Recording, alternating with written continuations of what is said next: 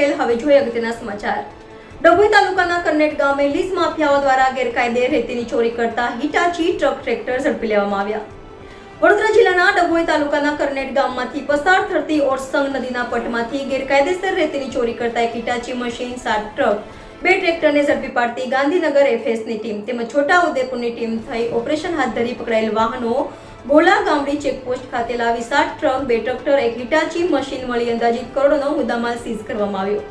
તેમજ ગાંધીનગર એફએસની ટીમે રેડ પાડતા આજુબાજુના લીઝ માફિયાઓમાં ડરનો માહોલ જોવા મળ્યો। Reporter Trilok Trivedi, NN news, Sankheda. દર્શક મિત્રો, તમારી આસપાસ બની રહેલી અવનવી ઘટનાઓ વિશે જાણવા માટે NN ન્યૂઝને લાઇક કરો, શેર કરો, સબસ્ક્રાઇબ કરો અને બેલ આઇકન પ્રેસ કરો, જેથી આપને નોટિફિકેશન્સ મળતી રહે।